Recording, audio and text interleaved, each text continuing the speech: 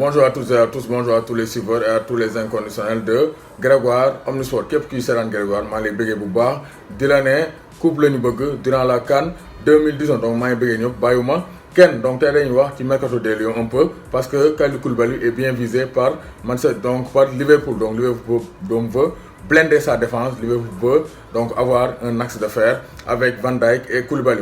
Actuellement, l'agent du joueur, donc Ramadani, a été contacté par Liverpool pour voir la situation de Koulibaly. Mais une chose est sûre, Koulibaly il faut gagner minimum 100 millions d'euros pour Napoli. Donc là, donc l'épine donc dans le pied, donc sous le pied des restes de Liverpool, parce qu'actuellement il faut une défense plus de 100 millions d'euros pour dire Kalidou Koulibaly, même si Djarnoko, parce que Koulibaly donc c'est un défenseur extrêmement talentueux, Souker le Koko Bagne, donc Koulibaly est bien visé par donc Liverpool. Ismaïla Sarr moom ren nee nañ ku indiwul minimum 40 millions d'euros doo ko laal. Donc loolu la journal L'équipe.fr wax donc Olivier Letang, donc le président du Stade Rennais bëgg naa jaay Ismaïla Sarr mais xam naa du ko jaay du ko wanteer donc du ko wanteer mukk parce que actuellement Newcastle est bien intéressé. Donc Newcastle, donc le club, l'ancien club de Momo Diamé, bëgg nañoo jënd Ismaïla Sarr nee nañ dugg en contact ba pare dinañ indi offre. Donc je pense que donc Ismaïla Sarr aura un club bientôt, mais ren nee nañ ku indiwul minimum 40 millions d'euros doo ko laal. Donc fële ci Europe gis nañ ne Philippe Coutinho donc il risque de quitter le Barça parce qu'actuellement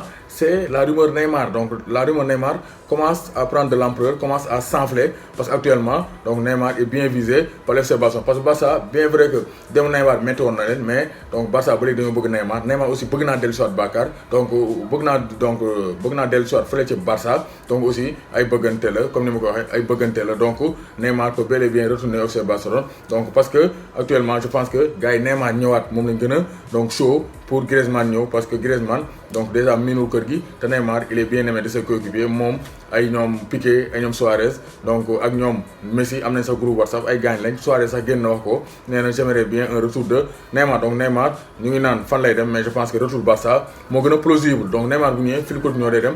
Philippe Coutinho Paris Saint-Germain bëgg nañ ko mais nee na moom donc Chelsea la gën a bëgg a dem. Philippe Coutinho donc d'après ce transfert donc window, Philippe Coutinho veut aller en Angleterre du côté des Blues de Chelsea pour prendre la relève d'Eden Hazard. Donc gis nañ ne Neymar aussi donc la piqûre donc de rappel de Nasser Al Khelaifi. Donc Al Khelaifi moom nee na Neymar a un contrat te Neymar bougéwul, il faut que mu ñëw terminer son contrat. Donc Neymar aussi dossier bi du yomb. Nee na moom aussi dafa bëgg ay joueurs yoo xam ne ils sont prêts à tout donner pour l'équipe. Bëggatul ay joueurs yoo xam ne dañuy jaay la star affaire yooyu. Donc Neymar lay gaaruwaale. Donc c'est clair que Neymar moom message boobu donc Manchester United ñu ngi renouveler ñan ñoo war a dem ay Ashley Young ay Valencia ñoom dañoo war a dem. Moo tax actuellement ñuy viser ay xale yu ndaw comme le latéral international néerlandais donc du PSV Eindhoven Denzel Dumfries est bien visé. Donc il a 23 ans, il est bien visé par Manchester United. Donc le clan Bale éteint déjà la rumeur Bayern de Munich. Donc Real dañoo bëgg a dàq Bale mais Bale nee leen du ma dem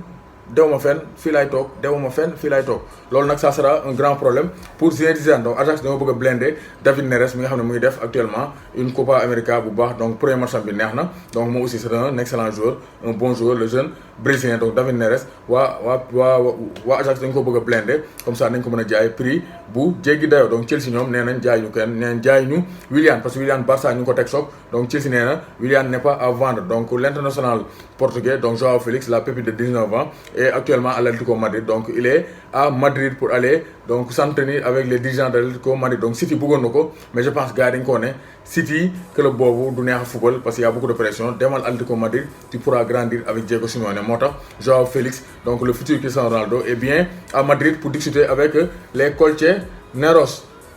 Donc Antonio Conte veut convaincre Gary Cahill. Donc Antonio Conte ak Cahill xamante ne jaar nañ donc ils ont eu une relation à Chelsea. Moo tax actuellement Conte da ko bëgg a indi fële ca Inter parce que donc Gary Cahill a donc arrêté sa carrière avec les Blues de Chelsea. C'est fini avec un titre de Ligue Europa. Donc Conte da ko bëgg a indi fële ca Inter Milan fële ca Italie parce que Antonio veut compter sur Gary Cahill. Antonio veut compter sur Gary Cahill. Donc waa Manchester United nee nañ Pogba doo dem toogal donc nous ne voulons pas te vendre. Donc Juve aussi ñu ngi ciblé Kieran Trippier par Joao Cancelo, il se peut que mu dem City. Moo tax Juve ñu ngi koy wutal remplaçant. Kay nañ jaay warul tiit warul ragal.